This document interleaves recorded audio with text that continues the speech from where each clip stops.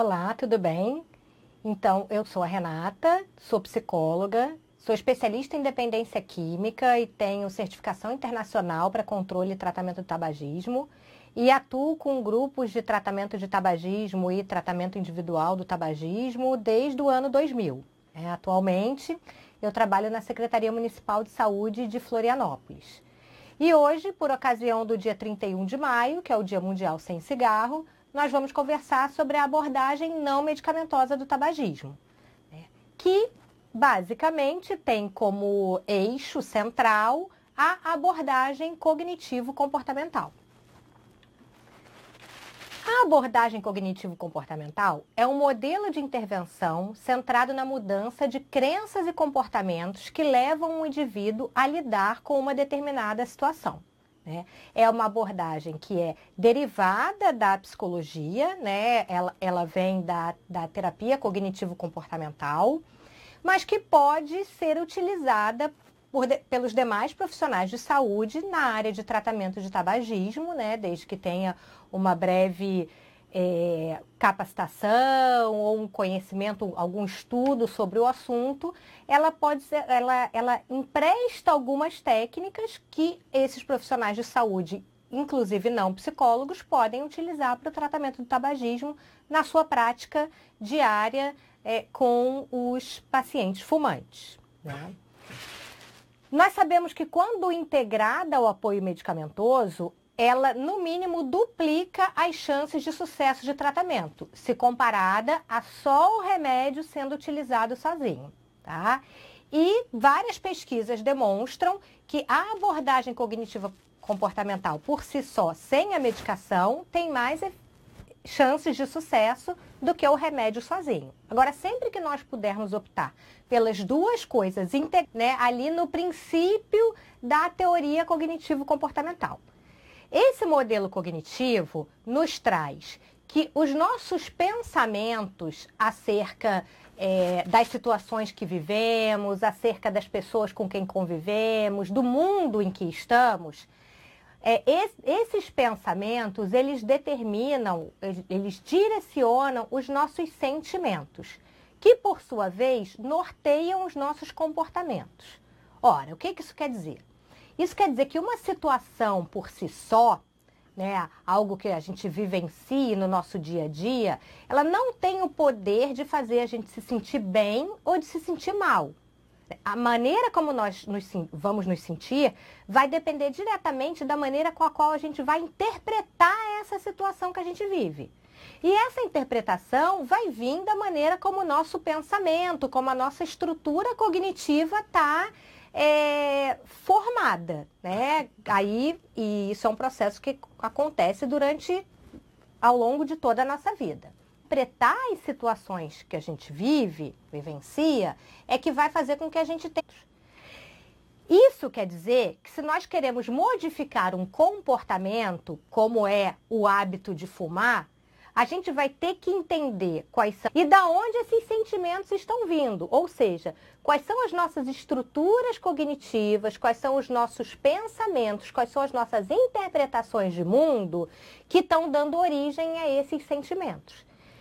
Ou seja, para modificar um comportamento, nós teremos que ter uma intervenção cognitiva nesse sistema de pensamentos, da pessoa envolvida no modelo cognitivo. Shakespeare já dizia que nada em si é bom ou mal, tudo depende daquilo que pensamos. E uma outra frase mais antiga ainda, que diz que o que perturba o ser humano não são os fatos, mas a interpretação que ele faz dos fatos. Através da abordagem cognitivo-comportamental, então, nós vamos fazer intervenções cognitivas que vão trabalhar no sistema de crenças e pensamentos que uma pessoa tem para conseguir modificar o seu comportamento. Então, ao mesmo tempo que nós faremos intervenções cognitivas ao longo do processo de tratamento, nós vamos estar treinando habilidades comportamentais, treinando habilidades de mudança de comportamento. Com isso, nós estaremos ajudando o indivíduo a trazer de volta para o seu controle, a mudança de comportamento. Muitas vezes o consegue mais parar de fumar. de que ele está sendo controlado pelo cigarro, né? E com a nossa intervenção, nós vamos ajudá-lo a recuperar o controle sobre o seu próprio comportamento e modificar para ele que é possível deixar de fumar sim, tornando então esse indivíduo um agente de mudança do seu próprio comportamento. Através da abordagem cognitivo-comportamental também, nós vamos conversar com os sujeitos, com os pacientes, sobre habilidades para a solução de seus problemas, ao invés de ficar apenas anestesiando os seus problemas ou adiando, que vão ser muitas aí ao longo do caminho, prepará-lo para a prevenção da recaída, até porque não basta deixar de fumar, é preciso se manter não fumando, né?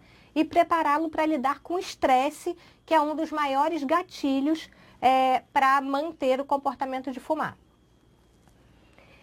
Vamos, então, procurar nos concentrar no lugar que o cigarro ocupa na vida desse indivíduo. Então, quais são as crenças, os pensamentos que ele tem distorcidos que façam com que ele continue fumando, né? Por exemplo, um fumante ali de meia idade, que já tem ali seus, talvez, 10, 15, 20 anos de consumo de cigarro, ele provavelmente vai virar para você e vai dizer que ele não consegue se enxergar sem o cigarro, né? Trazendo aí um pensamento distorcido de que ele não é mais capaz de viver sem o cigarro, né? Ora, todos somos capazes de viver sem cigarro, porque afinal de contas nascemos sem fumar e aprendemos a fumar ao longo das nossas vidas, o que é possível uma pessoa se ver sem cigarro, né? Talvez ela só não acredite nisso, ela não se julgue capaz, tendo aí o que a gente chama de uma distorção cognitiva.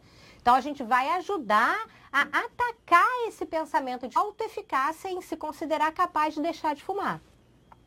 Vamos trabalhar, então, outros pensamentos, sentimentos e comportamentos que sejam associados ao tabagismo e vamos traçar metas que visem a resolução de problemas. Então, diferente de outras abordagens psicológicas que podem e com certeza irão ajudar o fumante em alguns outros momentos da sua vida, a abordagem cognitivo-comportamental estruturada para o tratamento do fumante, ela vai trabalhar com metas e que a gente deve ir identificando quais são os obstáculos e ajudando o paciente a conseguir atingir essas metas ao longo do tratamento. Então, é um trabalho estruturado e que tem uma meta final, que é deixar de fumar.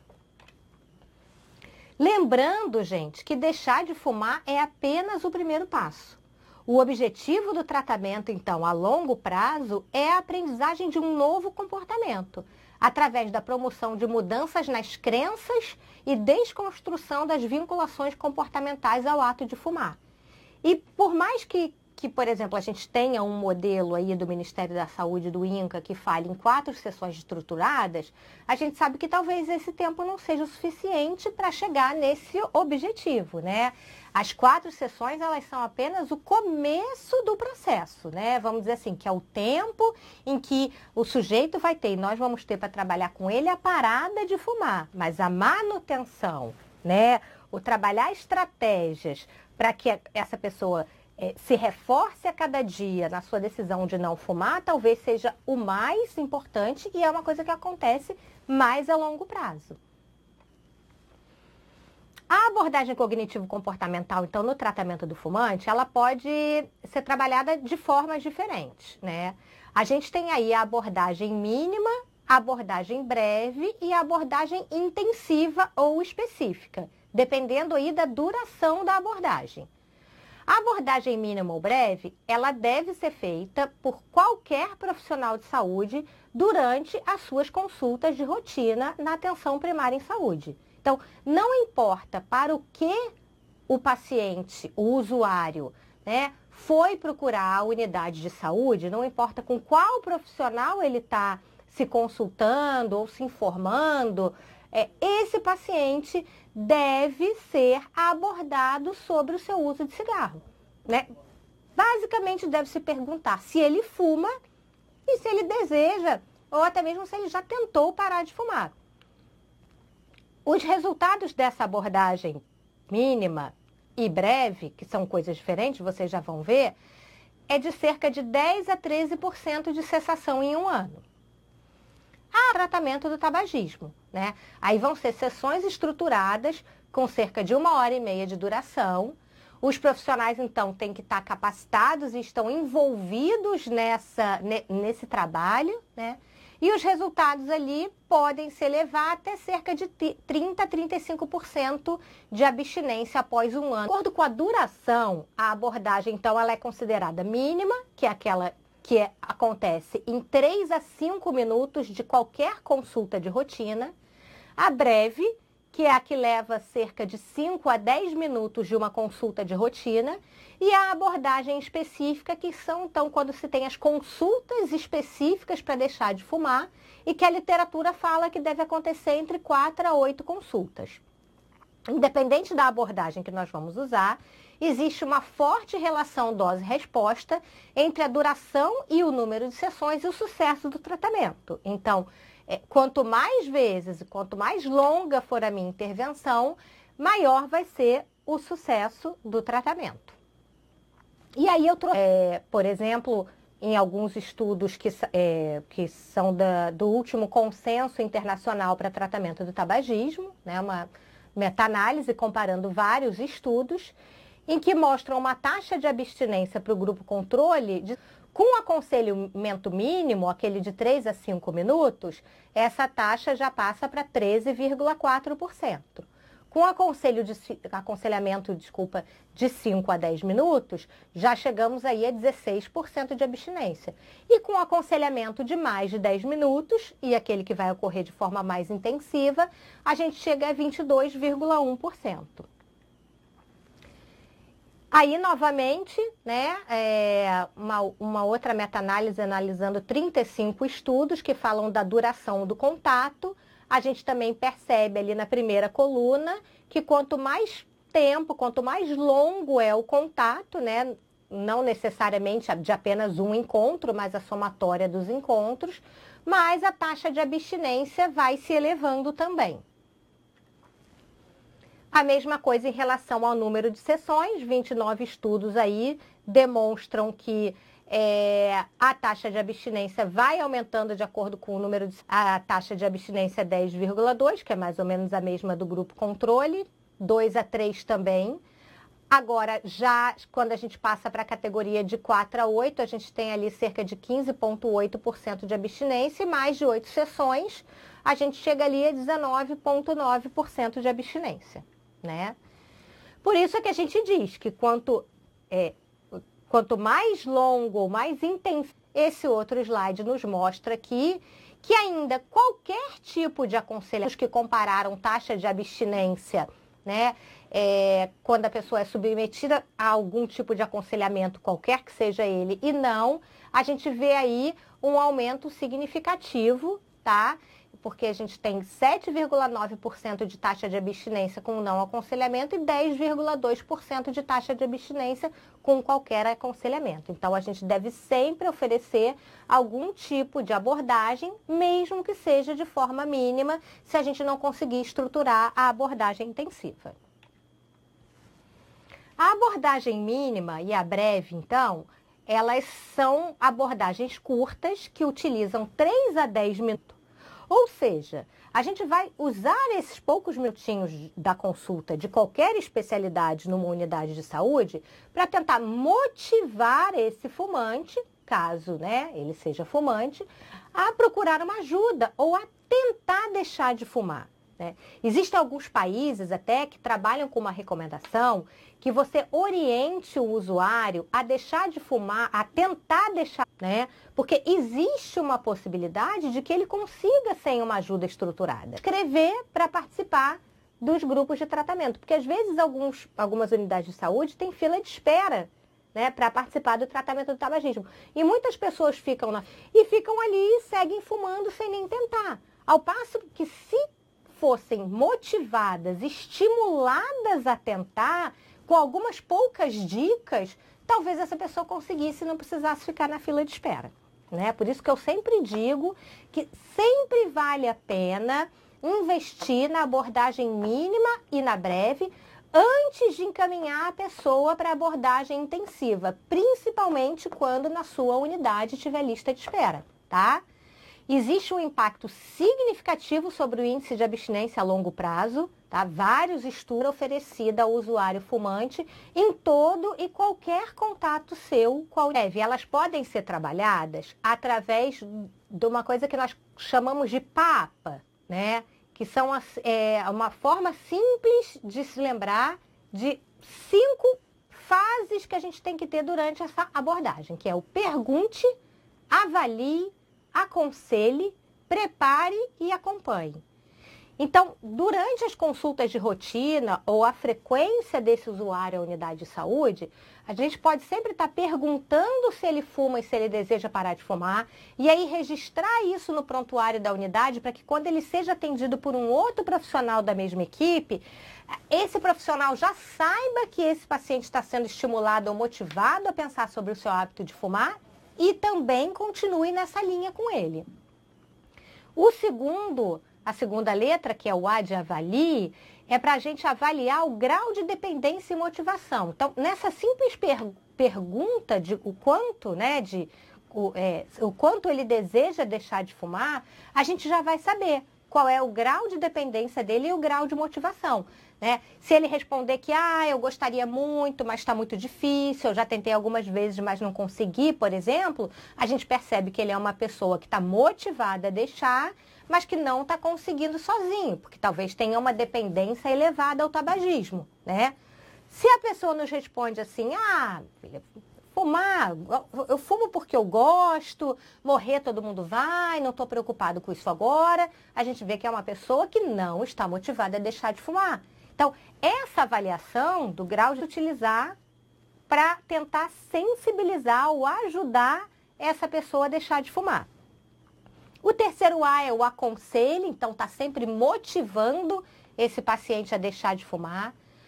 Temos o P de prepare, que é ajudar a preparar, mesmo na abordagem mínima ou na breve, a gente consegue ajudar a preparar um plano de ação, falar de dia D, de marcar a data, orientar a beber água, a quais são as coisas que ele pode utilizar quando der a vontade de fumar, a respiração, né? Tudo isso a gente consegue também fazer, mesmo que seja em encontros curtos. E acompanhar o processo. Toda vez que ele retornar na unidade de saúde, tá perguntando como é que ele tá, se ele continua sem fumar, como é que ele está se sentindo e assim por diante.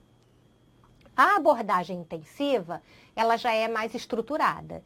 E de acordo com o modelo do INCA, a gente tem aí sessões em grupo de cerca de 90 minutos de duração, conduzidas de preferência por 2 profissionais de saúde e num protocolo que fala em 4 sessões semanais, ou seja, uma sessão por semana no primeiro mês, 2 sessões quinzenais nos 6 meses ou 1 ano do início da intervenção.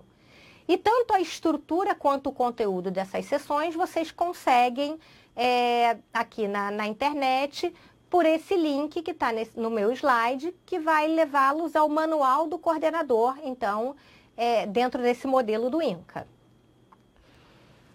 A gente fala em manter o acompanhamento até 12 meses após o início da intervenção, porque a gente sabe que deixar de fumar é muito difícil, que vão ter muitas possibilidades de recaída, né, no caminho desse fumante, em que ele pode, em alguns momentos, até recair ou precisar da nossa ajuda novamente, né? E esse risco de recaída é maior nos primeiros meses. Então, como não há indício na literatura de medicação ou algum tipo de aconselhamento específico que possa diminuir o risco de recaídas, a solução é realmente ir mantendo esse acompanhamento, manter o vínculo com esse usuário, é mais importante, para que ele possa voltar a nos procurar se ele recair ou se ele estiver passando por alguma dificuldade, mesmo que ele já não esteja mais frequentando o grupo ou frequentando a unidade, né, para a gente ir reforçando e revendo as estratégias junto com ele. Aqui nesse slide também Nós temos várias estratégias de acompanhamento, né? Esse acompanhamento pode ser feito por telefone, num grupo só de fumantes, sem a orientação de um profissional, num grupo com profissional ou individual, e todas elas, né, todas essas modalidades apresentam um aumento de taxa de abstinência que o não acompanhamento, né? Que é o encerrar aquelas 4 sessões ou a primeira etapa do tratamento e considerar como concluído. Ela deve estar sempre acompanhada de uma outra abordagem que a gente também pega emprestada da psicologia, que é a entrevista motivacional. A entrevista motivacional no campo da dependência química, surgiu na década de 90, tá? Como um marco nas abordagens do tratamento na área da dependência química. Anteriormente à entrevista motivacional, a gente achava que a gente só conseguiria orientar ou ajudar uma pessoa a deixar de beber ou a deixar de usar substâncias ou a deixar de fumar se ela quisesse, né? Aquele famoso, se ele não quer é porque ele não está no momento dele e pouco a gente pode fazer por esse indivíduo. Não, hoje a gente sabe que mesmo se ele não esteja apresentando uma motivação forte para a mudança, a gente pode ajudar ele sim. A gente pode ajudá-lo a encontrar e fortalecer essa motivação. Né? Então, a entrevista motivacional, ela ajuda a atuar com esses clientes que têm baixa motivação para uma mudança de comportamento, como é o deixar de fumar. E ela diz que toda mudança de comportamento, ela passa por estágios motivacionais. A nossa motivação, ela não é estanque, ela não é algo fixo, não é uma coisa que a gente tenha ou não tem em relação a determinada proposta, em relação a determinada mudança. Vai ter momentos que nós vamos estar mais motivados, vai ter momentos que nós vamos estar menos motivados. E com os fumantes que estão pensando em deixar de fumar, é a mesma coisa. Vai ter momentos que eles vão se considerar mais motivados e aí vão até a unidade de saúde e se inscrevem para o tratamento do fumante, e vai ter momentos que essa motivação vai oscilar e cair. Por isso é que não é adequado, como eu falei anteriormente, que a gente trabalhe com listas de espera para tratamento do tabagismo. Porque pode ser que quando essa pessoa seja chamada, 2 a 3 meses depois que ele se inscreveu, já esteja no momento de pouca motivação e não procure o grupo de tabagismo. E aí a gente vai confortavelmente pensar aquela história de que não estava no momento dele, oferecemos e ele não quis. Então, se a gente sabe, como profissional de saúde, que toda e qualquer mudança de comportamento é difícil de ser feita, a gente tem que oferecer a mudança no momento em que a motivação está preparada, está pronta para isso. E não deixar ela cair novamente, né? Então, os estágios motivacionais para a mudança de comportamento, eles começam ali na pré-contemplação, que é quando a pessoa sequer considera que tem um problema e nem pensa numa mudança de comportamento, né? Aquele famoso usuário que diz que ele fuma porque ele gosta e que ele não vê nenhum problema nisso, né? Geralmente os jovens que ainda não têm dos malefícios do tabagismo, eles são pré-contemplativos, né? O segundo estágio é da contemplação, quando a pessoa começa a avaliar, assim, como numa espécie de balança, né? Que por um lado seria importante deixar de fumar pela saúde, porque a família está pedindo para economizar dinheiro, mas por outro é tão bom fumar, ajuda em tantas coisas, e a pessoa fica ali, naquilo que a gente chama de ambivalência. O terceiro estágio, então, é quando ela toma uma decisão e se encontra preparada para a ação. O quarto estágio é quando acontece a ação ou a parada de fumar em si, e depois vem a manutenção. A recaída, ela também faz parte dos estágios motivacionais e ela pode acontecer.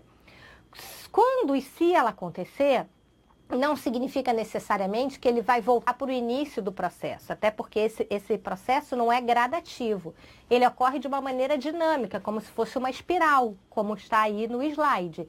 Isso quer dizer que a pessoa, ela pode passar de um estágio para o outro, né? Ou pular estágios e voltar ao longo do mesmo dia em relação a um único objetivo. Então, a gente tem que estar preparado para trabalhar com a motivação conforme ela se apresenta naquele momento e usar estratégias diferentes para cada estágio diferente que a pessoa se apresentar naquele momento.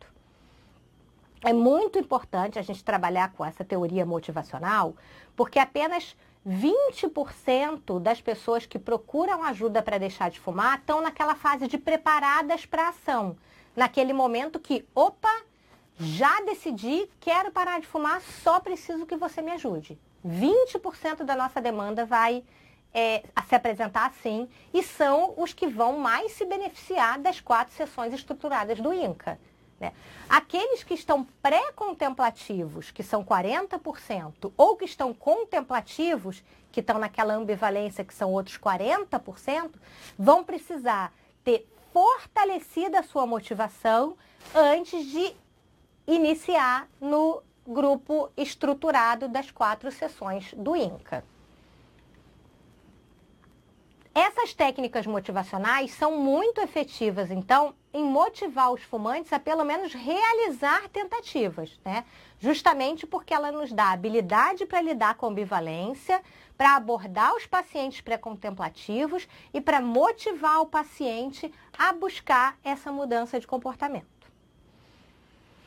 Aqui temos um slide também ilustrando um pouco dessa ambivalência que eu mencionei para vocês, né, que no processo de parada de fumar, como em todo outro qualquer e toda outra e qualquer mudança de comportamento, sempre vai se ter esses dois lados, né? O lado que tem ganhos com o uso do cigarro, né?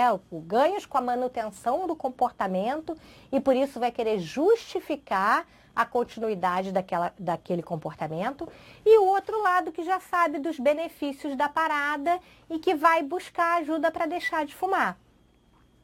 Quando eu digo que todo fumante vai sempre ter um lado que justifique a continuidade do seu comportamento de fumar, né, é em função do prazer, né, que reforça o uso da substância, que faz com que eles tenham alguns ganhos, seja aquela questão do companheiro, do ajudar com os sentimentos negativos, com ter alguma coisa para fazer com as mãos, né? Ninguém vai defender conscientemente a continuidade do tabagismo, sabendo que faz mal para a sua saúde, se não tiver um ganho com aquilo, né? Então, pela entrevista motivacional, o que nós profissionais temos que fazer? Nós temos que entender esse ganho.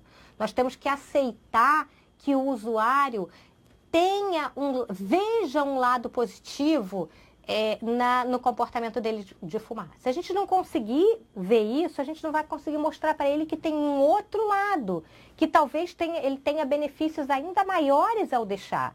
E que esses benefícios que ele enxerga como tendo no comportamento de fumar, ele pode procurar de outra maneira.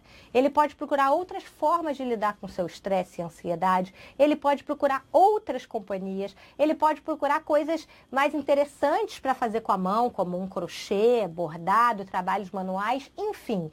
A gente tem que entender o lado positivo do comportamento para não bater de frente com o fumante de forma mais saudável. Tudo isso faz parte da abordagem não medicamentosa. Nenhum medicamento vai dar essa noção, essa consciência para o fumante. E é por isso que só tomar remédio, só usar adesivo, só mascar goma, pode até ajudar a parar, mas não vai ajudar essa pessoa a se manter não fumando. Se ela não trabalhar todo esse lado positivo, toda a substituição desse lado positivo que ela percebe ou que ela encontra no cigarro.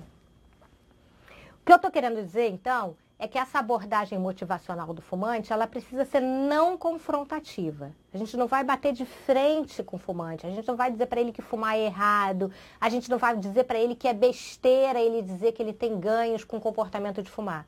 A gente vai, pelo contrário, ter uma flexibilidade para não entrar em conflito, para não entrar em confronto com esse fumante. E a gente vai ter que ter muita empatia nos falando e aceitar o que ele está nos falando, né? Dele que ele então pode e deve continuar fumando. Não. Aceitar que ele tem esse lado positivo, que a gente compreende isso, mas que a gente vai ajudar ele a modificar, né? Ajudar a ele perceber que a gente está no mesmo barco que ele. A gente não está contra ele, né? A gente está junto. Isso é muito importante. Os princípios da entrevista motivacional, então, que é basicamente, né, esse lugar de tentar entender o ponto de vista do fumante sem julgar, o quanto o comportamento dele de fumar está em desacordo com algumas metas ou algumas questões que ele queira e deseje para a vida dele, e para isso a gente vai precisar conversar com ele sobre quais são as metas, quais são os objetivos que ele tem de vida. Vão nos ajudar a rolar com a resistência, que é ter flexibilidade de aumentar a autoeficácia, que é aquilo que a gente estava falando no começo, que é trabalhar com o fumante para ajudar ele a perceber que ele é capaz, sim, de deixar de fumar, aumentando, então, a sua sensação de empoderamento. O tratamento do tabagismo, então, a abordagem não medicamentosa do tratamento do tabagismo, baseada, né, na abordagem cognitivo-comportamental e na entrevista motivacional, ela pode ser oferecida individualmente, né, para esse tratamento em grupo, né, principalmente porque se potencializa a capacidade de ajuda que aquela pessoa vai estar tendo. Porque em vez de estar tendo retorno apenas do profissional de saúde, como seria no individual, no grupo a pessoa vai estar tendo retorno dos outros participantes também, que vão estar passando pelo mesmo momento de vida que ele. Então, a possibilidade de ajuda mútua também, de um ajudar o outro e não necessariamente o profissional ficar ajudando eles a deixar de fumar, é muito grande, né? Então, o grupo de tratamento do tabagismo, como a gente já viu, ele é um grupo que tem um tempo de vida pré-estabelecido, tem sessões estruturadas, evita entrar em aspectos emocionais para muito além do tabagismo, né? E que deve ser conduzido de preferência por 2 profissionais de saúde. Se vocês olharem o modelo o manual do coordenador, onde vai ter a estrutura e o conteúdo das sessões, vocês vão ver que cada uma das 4 sessões passa por 4 estágios. O primeiro é da atenção individual, o segundo da estratégias e informações, o terceiro da revisão e discussão e o quarto das tarefas, porque a abordagem cognitivo-comportamental utiliza algumas tarefas para ajudar a gente a reforçar tudo aquilo que está sendo trabalhado com eles. Eu trouxe uma frase, né, que é para ilustrar essa coisa, a potencialidade do tratamento em grupo, já puxando uma sardinha para o lado do grupo, que diz que ainda que você esteja sozinho em seu barco, sempre conforta ver as luzes dos outros balançando por perto. E como recomendações finais, eu deixo para vocês que a intervenção intensiva é mais efetiva do que a breve e deve ser utilizada sempre que possível. Mas todos os fumantes devem receber, no mínimo, alguma intervenção, né? Dentro daquela ideia de que o ótimo é inimigo do bom, né? Se não dá para eu fazer o ótimo, que é a abordagem mínima ou breve. Temos aqui mais 2 slides ainda, que são as referências que eu utilizei para preparar essas aulas, tá? Que vocês têm acesso aí, depois podem olhar e se aprofundar mais em todo esse conteúdo e material. E agora eu fico à disposição de vocês para as perguntas e respostas. Gostaria de saber que outra forma de trabalho ele pode desenvolver, caso não tenham disponíveis o programa antitabagismo devido à falta do material para essa ação. Que tipo de materiais, né, eles podem estar utilizando? Bom, ela deve estar falando porque o Ministério da Saúde envia para os municípios que realizam o tratamento do tabagismo tanto esse material, né, gráfico, que é o manual do coordenador e do participante, quanto as medicações de tratamento para tabagismo. Esses são os materiais enviados para o Ministério da Saúde que, às vezes, né, por algum contexto, podem faltar. O que eu tenho a dizer é que, assim, não há necessidade de ter esses materiais para efetuar as ações do tratamento de tabagismo, né? Pelo contrário, eu acho que com as dicas que eu falei aqui nessa palestra hoje, com outros cursos que até estão disponíveis no Telesaúde também sobre tratamento do tabagismo, qualquer profissional de saúde hoje, incluindo o agente comunitário de saúde, que é um profissional fundamental das equipes de saúde da família, por estar mais próximo ao usuário e conhecer melhor a realidade dele, qualquer profissional pode se atualizar nas técnicas ou nas dicas para se deixar de fumar e promover ajuda para um usuário que esteja precisando deixar de fumar, até mesmo em encontros informais, em conversas que podem acontecer durante as visitas de rotina do agente comunitário de saúde aos domicílios, ou nas visitas do usuário fumante à unidade de saúde, né? Eu diria que para a gente despertar a motivação de um paciente para deixar de fumar, não precisa muito, não precisa material. Basta conhecer um pouquinho do assunto tabagismo e ter boa vontade, disposição para iniciar essa conversa com o usuário. Então, pessoal, o pessoal de Mafra aí pergunta com relação aos profissionais de saúde, né? Quem atua aí com saúde, que são fumantes também. Como que deve ser a abordagem, né? O trabalho aí com esses profissionais. Sim. Eu sempre digo que antes de ser profissional de saúde, a pessoa é ser humano. E do mesmo jeito que ela está suscetível a ter uma diabetes, uma hipertensão ou qualquer outra condição crônica de saúde, como o tabagismo né? Isso aconteceu muitas vezes antes dessa pessoa se tornar profissional de saúde.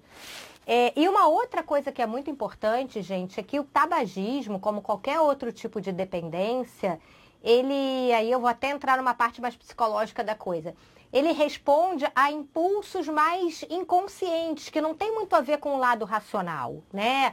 Não tem muito a ver com o lado de saber que é certo ou errado fumar e quais são as consequências, quais são as doenças que a gente pode ter em consequência do uso do cigarro. Porque se fosse isso, não teria nenhum médico que fumasse. E isso não é verdade, né? A gente tem profissionais de saúde, médicos, enfermeiros, psicólogos, dentistas, agentes comunitários de saúde e todas as categorias que fumam, né?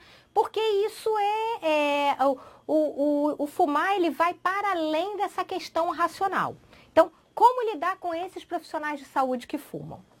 Do mesmo jeito que com todos os fumantes, tentando motivá-los e oferecendo a abordagem para o tratamento do tabagismo.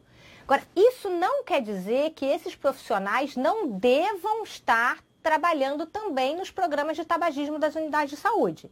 O que eles não devem é estar conduzindo a abordagem para deixar de fumar. Eles não devem estar à frente de um grupo de tabagismo ou oferecendo consultas individuais para deixar de fumar. Porque aí o tratamento perderia um pouco da sua força por uma questão de falta de coerência. Ora, se esse tratamento é tão bom assim, por que esse sujeito está me oferecendo e continua fumando, né? Mas, por exemplo, no caso de agentes comunitários de saúde, elas podem estar visitando a população, estimulando a deixar de fumar, elas podem estar oferecendo, explicando que no posto de saúde tem ajuda para deixar de fumar e facilitando o trabalho dessas pessoas chegarem e marcarem uma consulta. Podem estar trabalhando em campanhas de datas comemorativas do tabagismo, como 31 de maio, né? Só não devem estar à frente do tratamento do tabagismo, mas não tem por que serem marginalizadas, e sim tratadas como todo fumante que deve ser estimulado e motivado a deixar de fumar. Então, eu queria só agradecer a todos pela oportunidade de estar falando desse tema tão importante em saúde pública. Lembrar que a gente tem aí o dia 31 de maio, né, que é o Dia Mundial Sem Cigarro, e que aí nós devemos, nesse momento, aproveitar para fortalecer as estratégias do programa de controle de tabagismo em cada um dos pontos locais, né, das unidades de saúde, seja em hospitais, em clínicas, e que esse é um assunto bastante interessante, que nós profissionais também temos que ter bastante motivação para trabalhar ele, né? A literatura diz que um fumante, ele leva, em média, de 4 a 7 tentativas até conseguir efetivamente deixar de fumar. Então, nós profissionais também não podemos nos desmotivar se caso alguma pessoa que a gente esteja conseguindo, ajudando a deixar de fumar não consiga, ou que acabe recaindo, né? Eu já tive vários pacientes que não conseguiram parar de fumar naquele momento da intervenção, mas que alguns anos depois me procuraram para dizer: olha, Renata, parei de fumar apenas 2 anos depois dos nossos encontros ou dos encontros do grupo, mas tudo aquilo que a gente conversou, todas aquelas estratégias ainda estavam muito fortalecidas na minha cabeça e me ajudaram bastante. Então, sim, a gente também tem que estar trabalhando sempre a nossa motivação, de tentar perceber que num assunto tão difícil, né, e com tantos obstáculos quanto o deixar de fumar, às vezes o que a gente vai conseguir é deixar uma sementinha de motivação. É plantar ali na cabeça daquele sujeito um será. Mas será que eu consigo deixar de fumar? Será que vai ser bom para mim? Será que essas estratégias vão me ajudar? Né? E às vezes essa sementinha vai germinar em algum outro momento, né? Então, a gente também tem que estar trabalhando a nossa tolerância à frustração, né? As nossas próprias dificuldades, a nossa ansiedade de ver todo mundo ao nosso redor, né, parando de fumar, e perceber que é um trabalho de formiguinha, né? Tanto em nível individual da assistência, né, do ajudar um indivíduo a deixar de fumar, quanto em nível de política pública de saúde, quanto em nível macro, né, de promoção à saúde, de ter uma população com uma qualidade de vida melhor, com um risco menor de desenvolver doenças tabaco relacionadas, ter ambientes livres de cigarro, com ar com qualidade melhor para a população que também é não fumante, né? Então, são várias estratégias, não é só o tratamento do tabagismo em si, em nível assistencial, que a gente tem que estar trabalhando, são estratégias de política de ambiente livre de cigarro, como eu disse, de políticas, tentar fomentar nas nossas cidades, nas câmaras dos vereadores, políticas de restrição a postos de vendas, apoiar os projetos de lei nacionais que visam estar sempre diminuindo a atratividade do produto cigarro através dos maços serem o mais neutros possíveis, com menos aditivos, né? Então, são várias estratégias das quais o tratamento e a abordagem não medicamentosa é apenas né? Um eixo. Então, a gente tem que ter motivação e persistência para ir trabalhando em todos esses eixos do programa de controle do tabagismo.